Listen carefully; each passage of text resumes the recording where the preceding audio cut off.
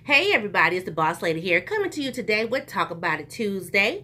I'm very excited about this topic. I've been getting some questions, not so much on YouTube, but outside of YouTube. So I thought to bring it to the channel. It was a topic that was sent to me, and it is near and dear to my heart. So we talked about, social media and cyberbullying. We also talked about parenting. Now I want to talk about,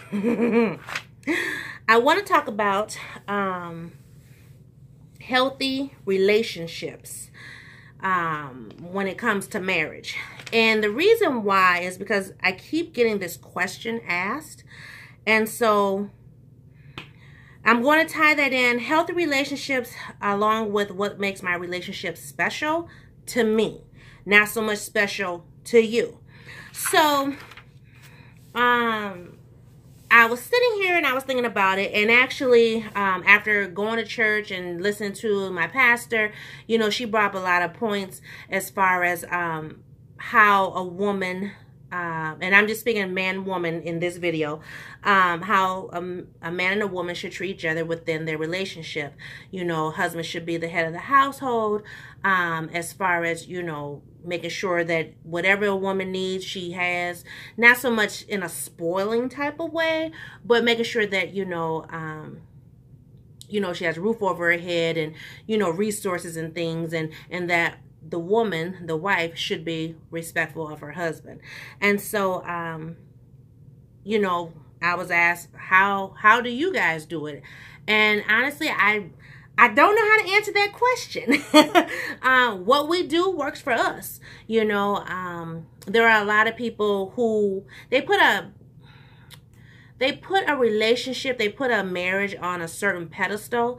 And if you don't do exactly what they have on this pedestal, then they don't feel your relationship is worthy. Now, I will say that Boss Man and I, we don't operate in that type of fashion. What works for us is what works for us. We may not be the couple who constantly goes out. We may not, because some people feel like you have to go out in order to spend time with your significant other. We don't always believe in that. Every now and then, we like to, do our things, but we don't feel that that's what is needed in order to keep our relationship healthy. But I will say, communication is key, and that's with any relationship, not just marriage, but communication is key. Trust is key. Making sure that you don't belittle your significant other to someone else. Keep outside influences outside of your home. Outside of your home, outside of your room, outside of your bed. Let's be clear. So I'm talking about marriage, okay? Husband and wife. So for us, and I also kind of tie in our date night ideas. Like I said, we don't always feel like we gotta go, to some fancy, super fancy, expensive restaurant where you only get this much of food and you got to drink, 2-3 cocktails because, you're not getting full, but you know what I mean? We're not that type of couple. We're so in tune with each other that we know what works and what doesn't work. So, for example, I know I have spoken about, our particular date night is movie night. We love movies. And we love movies. That's just like the ultimate thing for us. We love movies. We like to sit. We like to critique them. There's some times where we like to pause them so we can have a dialogue real quick and then tune back in. That's something that we enjoy. We enjoy talking about different things, as well as there's times with movies where I say, I don't understand. And then we'll research the movie and get the understanding. So that's something that we do. Now some people may think, oh, that's boring. Okay. And I will say, yes, we like movies. We used to, go to the movies a lot at the theater. And now, with streaming and, you can get DVDs for next to nothing. We don't mind having a movie night at home. And it's perfectly fine for us. Walks in the park, that's still romantic. Some people think, oh, that's kind of boring. Well, okay, that doesn't work for you, but it works for us. So, those are some date night ideas that are not so much costly. Some people have asked, how do you, do date night where you're not spending an arm and a leg? Well, I just gave you 2 ideas right there. as well as, you know, make a nice romantic dinner at home. We've done that back in the past. You know, Valentine's Day is coming up and a lot of people are making reservations, whether it's at the hotel, the motel, you know, the restaurants, whatever. You know, people are making reservations and, you know, people ask us, well, why don't you? Well, that's not something that we do. I mean, we've done it. Don't get me wrong. We've done it, you know, but also remember that we've been together, you know, 25 years. So, you know, we know what works well and what doesn't work well for us. Now, for a newly just got together couple, you know, only been married 2 years, okay, that might tickle your fancy. But for us, you know, I hate to say it, but we're old school and that don't tickle our fancy anymore. So, but it still keeps us healthy, keeps us, you know, loving each other, enjoying each other. You know, I have a coworker who always makes a comment, whenever you speak about Boss Man, you just got this little twinkle in your eye. Well, because one, he's my best friend. He's the one that I tell anything and everything to, you know, whether it's YouTube related, whether it's parenting related, whether it's, you know, family related. He's the one I go to first before I come to y'all, before I go to my friend. He is my best friend. So, you know, and I mean, he just makes my world spin. So anyway, you know, and I don't know. He's the one that I want to go to when I want to talk about something.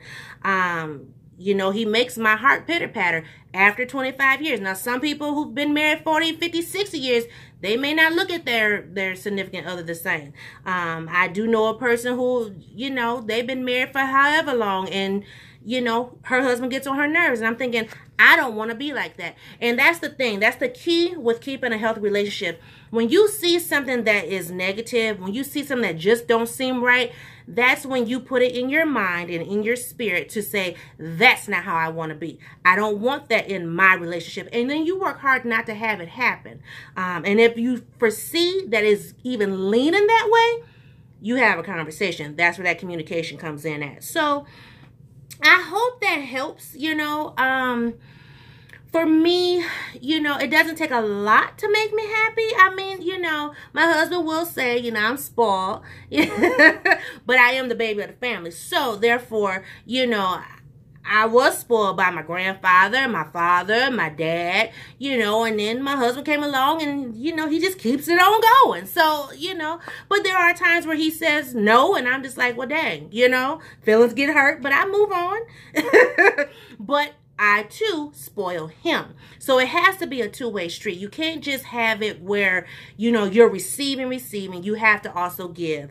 And so I try to give my time, my talent, and my treasure to my husband, and he does the same. Now, you know, I will say growing up as a little girl, I had that big idea, you know, fantasy of, you know, being the princess and, you know, the prince come along and all that stuff. That is definitely a fairy tale. You know, honestly, you will not have no prince riding in on that white horse. You have to work hard at what you want. If you want to be treated poorly, well, be treated poorly. That's not something that boss lady wants. So, you know, I demand my respect and he demands his too. And so we both work mutually to respect each other. You know, but I have my king. I have what I want, you know. People talk about like marriages and how you, not so much marriages, but weddings and stuff. And, you know, you need to have a wedding. You need to do it this way and that way. And if you don't do this, and technically you're not married. I'm sorry. I signed that license just like he signed that license. We married. So, you know, it doesn't take all of that, you know. And if you want to do that, fine. But it don't take all that just to say I do. Because I know plenty of people, plenty of couples who have spent 10+ thousands on a wedding and got married around the same time as us and divorced to this day. So, you know, don't put all your eggs in one basket when it comes to, you know, spending all that money on a wedding. But, you know, you just have to work hard. Make sure you communicate. Make sure, you know, you just love on each other. And if you feel like, you know what, I'm feeling unloved, tell your partner. Let them know, hey, you know, today I don't feel love today. So, you know, I need a little extra. You know, fill me up, you know. And so, and then once they fill you up, it will begin to overflow. So, that is Talk About It Tuesday, guys. I just wanted to go ahead and throw that in there because, you know, Valentine's Day is coming. And so, I know for a lot of the, I would say, newlyweds or dating folks, they're doing what they need to do to, you know, get through Valentine's Day. But for us married folks who've been married for a while, you know, sometimes you got to re-spark that fire just to, you know, make things be all right. So I hope that was helpful. You know, take it back old school when you first got together and you did some stuff that you couldn't do, you know, that you don't do now, you know, or take it back to when you didn't have much money and you had to, you know, make do what you had to do. Take it back to that, you know, or even just reminisce about it with each other, because even that will spark some things as well. You just never know. So, hope that was helpful. I'll see everybody in a new video. Bye-bye.